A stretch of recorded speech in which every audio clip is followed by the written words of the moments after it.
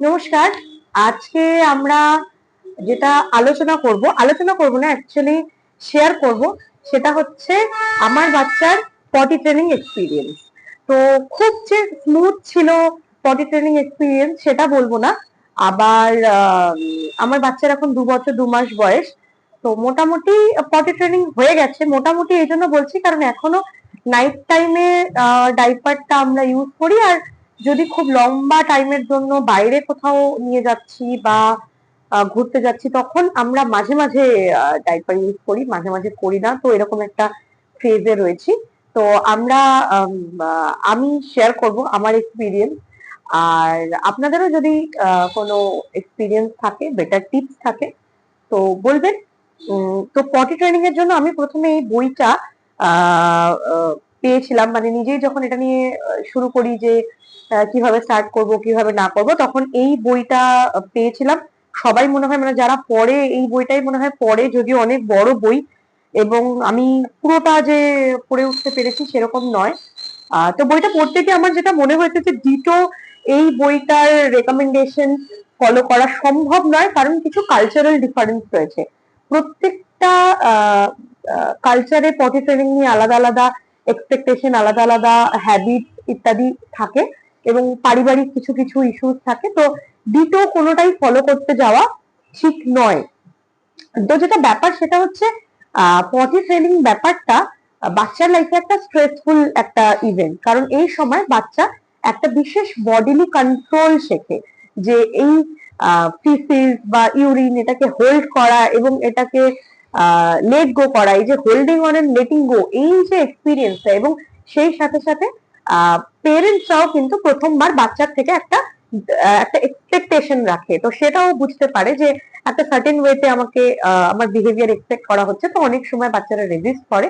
তো কিভাবে কিভাবে জিনিসগুলো করলে বা কখন শুরু করলে আমাদের এই রেজিস্ট্যান্সটা কম আসবে, এটা নিয়ে আমরা একটু আলোচনা করব। প্রথমেই বলি কেন বলছি যে এই বইটার সাথে আমাদের মিলবে না, তার কারণ হচ্ছে এই বইটাতে প্রথমেই যেটা ধরেই নেওয়া হচ্ছে, মানে একদম শুরু থেকে বাচ্চা 24 ঘন্টায় ডাইপারে আছে, যেদিন থেকে আমি পটি ট্রেনিং স্টার্ট করলাম সেদিন থেকে পুরো ডাইপার ফ্রি হয়ে গেল। কিন্তু আমাদের কালচারে আমার যেটা মনে হয় যে আমরা প্রায়ই বাচ্চাদেরকে, যারা পুরোপুরি পটি ট্রেন নয়, তাদেরকেও বাড়িতে যখন রাখি সারাদিন তো ডাইপার পরিয়ে রাখি না, আমরা ক্লোথ প্যান্ট গুলোই পরাই, এবং যদি বাচ্চা প্যান্ট ভিজিয়ে ফেলে বা বিছানা ভিজিয়ে ফেলে ইত্যাদি বিষয়গুলোতে আমাদের সোসাইটিতে অন্তত বিশাল কিছু মাইন্ড করা হয় না। তো এই ব্যাপারটা আমাদের সাথে ওয়েস্টার্ন কালচারের একটা ডিফারেন্স রয়েছে। তো সেই জন্য কখন বুঝতে পারবেন যে এখন পটি ট্রেনিং স্টার্ট করা যেতে পারে? তো প্রথমে হচ্ছে 18 মাসের আগে বাচ্চারা খুব একটা বুঝতেই পারে না যে তারা পটি করছে বা তারা হিসু করছে, এই যে জিনিসটা সেটা তারা বুঝতে পারে না। এরপর থেকে আস্তে আস্তে যখন দেখতে পাচ্ছেন যে বাচ্চা এখন একটু একটু বুঝতে পারে, অনেক বাচ্চা পটি করতে করতে বলে হাগু হাগু, হিসু করতে করতে বলে হিসু, অথবা বাচ্চারা খুব বেশি ডিস্ট্রেস হয়ে যায় অনেকক্ষণ ভেজা থাকলে, বা অনেকক্ষণ পটি করার পর বলছে পরিষ্কার করে দিতে, ইশারা করছে যে আমাকে পরিষ্কার করিয়ে দাও। তার মানে সে এখন থেকে বুঝতে শুরু করেছে, তার এই ইউরিনেশন ডিফিকেশনের ব্যাপারটা সে বুঝতে পারছে, অন্তত বাউল মুভমেন্টটা সে বুঝতে পারছে। তো এই যখন থেকে তারা বুঝতে শুরু করে, অনেক ক্ষেত্রে লক্ষ্য করা যায় যে বাচ্চাদের একটা বিশেষ পজিশনে চলে যায়।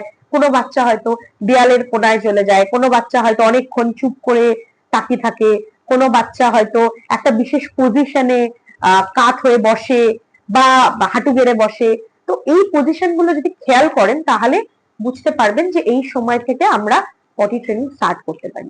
এবং পটি ট্রেনিং যেহেতু একটা স্ট্রেসফুল সিচুয়েশন, তো দেখে নিতে হবে যে এই সময় বাচ্চা লাইফে আরো স্ট্রেসফুল কিছু চলছে কিনা। যেমন আপনি ব্রেস্ট ফিডিং ও ছাড়াচ্ছেন একসঙ্গে, খুব বেশি রুটিন চেঞ্জ হচ্ছে বা ট্রাভেল করছেন খুব বেশি, সেই সঙ্গে আপনি পটি ট্রেনিং ও করছেন, এই দুটো সবগুলো একসাথে করতে গেলে ডেফিনেটলি অনেক রেজিস্ট্যান্স আসবে, বাচ্চার সাথে ঝামেলা হবে, বাচ্চার বেশি অ্যাংজাইটি হবে।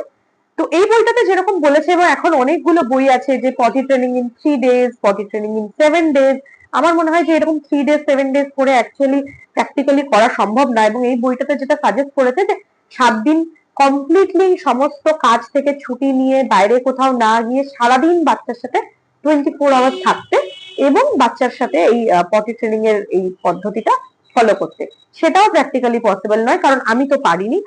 পুরো 7 দিন 10 দিন সমস্ত কাজ বন্ধ করে দিয়ে 24 ঘন্টা বাচ্চার সাথে থেকে পটি ট্রেনিং করা আমার মনে হয় অনেকের ক্ষেত্রে এটা ফিজিবল হবে না। তো যেটা করতে পারা যেতে পারে সেটা হচ্ছে, প্রথমে যে পটিটা কেনা হলো, পটিটা কিনে আনার পর ছোট পটি এবং পোর্টেবল হলে ভালো হয়।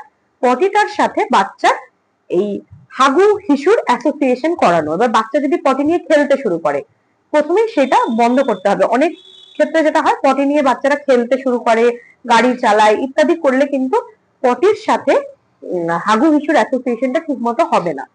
কিভাবে করবেন? যখনই বাচ্চা হিসু করা স্টার্ট করছে, সাথে সাথে পটিটা নিয়ে বসাবেন। সেই জন্য পটিটা যত কাছাকাছি থাকে তত সুবিধা। হিসু করা স্টার্ট করার সাথে সাথেই প্রথম যতবার আপনি বসাবেন এবং বাকি হিসুটুকু পটির মধ্যে হচ্ছে, এইটা যদি বারবার বারবার করতে থাকেন তাহলে বাচ্চার একটা অ্যাসোসিয়েশন তৈরি হয় যে পটি জায়গাটা হচ্ছে হাগু করা বা হিসু করার একটা পার্টিকুলার জায়গা। এইটা যত রুটিনলি, যত কনসিস্টেন্টলি ফলো করা যাবে, তত ভালো করে বাচ্চা পটি ট্রেন হবে এবং তারপরে বাচ্চা নিজেই বলা শুরু করবে। এই বইতে সাজেস্ট করেছে যে প্রথম যখন পটি ট্রেন করবে তখন বাচ্চাকে কোনো রকম প্যান্ট না পরাতে, যাতে তাড়াতাড়ি করে নিয়ে গিয়ে সাথে সাথে বসানো যায়। আবারও বলছি যে আমি পুরোপুরি এটা ফলো করতে পেরেছি তা নয়, বাট মোটামুটি এটা ফলো করতে পেরেছি। অনেকে যেটা করে যে একটা নির্দিষ্ট সময় বাদে বাদে পটিতে বসিয়ে বাচ্চাকে হিসু করতে বা হাগু করতে এনকারেজ করা, এটাও অনেক ক্ষেত্রে করা যেতে পারে যে একটা নির্দিষ্ট সময় বাদে বাদে আপনি ট্রাই করলেন এবং বাচ্চা সেটা করছে। এখন বাথরুমে ডাইরেক্ট নিয়ে যাওয়ার থেকে পটিতে করানোটা সুবিধাজনক এবং বাচ্চার জন্য সেফটির জন্য অনেক বেশি। এরপরে আস্তে আস্তে যত বাচ্চা ল্যাঙ্গুয়েজ ডেভেলপ করবে, কমিউনিকেশন যত ভালো হবে, ও নিজেই বলতে শুরু করবে এবং আপনারও আস্তে আস্তে সেই অভিজ্ঞতাটা হয়ে যাবে। আপনি দেখেই বুঝতে পারবেন যে এই সময়টা বাচ্চা হিসু করে। প্রত্যেক বাচ্চার হিসু করার একটা রুটিন থাকে, যে হয়তো সকালবেলা উঠে একটা অনেকটা পরিমাণে হিসু করলো, তারপরে হয়তো দুপুর অনেকটা টাইম করে না, আবার হয়তো দুপুর বেলার দিকে করে, আবার হয়তো সন্ধ্যের পর 2-3 বার করে। এই প্যাটার্নটা আপনি নিজেই শিখে যাবেন। তখন দেখবেন যে ওই টাইম গুলোতে বাচ্চাকে পটিতে নিয়ে গিয়ে বসিয়ে দিলে বাচ্চা কিছু করছে। তো এইগুলো হচ্ছে বেসিক জিনিস যেগুলো আমি ফলো করেছি বাচ্চাকে পটি ট্রেন করার ক্ষেত্রে। তো এরকম নয় যে অ্যাক্সিডেন্ট হচ্ছে না, এরকম নয় যে মাঝে মাঝে এদিক ওদিক ও কিছু করে ফেলছে না, কিন্তু মোটামুটি এখন আমাদের একটা কনফিডেন্স এসছে, আমাদের একটা অভিজ্ঞতা হয়েছে এবং ওর নিজেরও সেই বলতে পারার ক্যাপাসিটিটা হয়েছে যে এখন বাথরুমে নিয়ে গেলেও ও বাথরুমে হিসু করে দেয়, আর পটিতে বসালেও করে দেয়, আর স্টুল পাসের ক্ষেত্রেও তাই। এবার যদি দেখছেন যে বাচ্চা অনেকদিন পর্যন্ত এই রেডিনেসটা আপনি খেয়াল করছেন না, বাচ্চা বলছে না হিসু হাগু, তো আপনিও বলতে পারেন বাচ্চা যখন হিসু করছে, তুমি হিসু করছো, বাচ্চা যখন হাগু করছে, এই যে এখন হাগু হচ্ছে, এটা বললে বাচ্চারও অ্যাটেনশনটা যায় এবং বাচ্চা আস্তে আস্তে বুঝতে পারে যে হাগু আর হিসুর যে অনুভূতি গুলো হয় সেগুলো কিরকম। এর সাথে যেটা হতে পারে, রেডিনেসের জন্য পটি ট্রেনিং শুরু করার আগে আপনারা বাচ্চাকে টয়লেটে নিয়ে যেতে পারেন। অনেক সময় আমাদেরকে বাচ্চাকে সাথে নিয়েই টয়লেটে যেতে হতে পারে।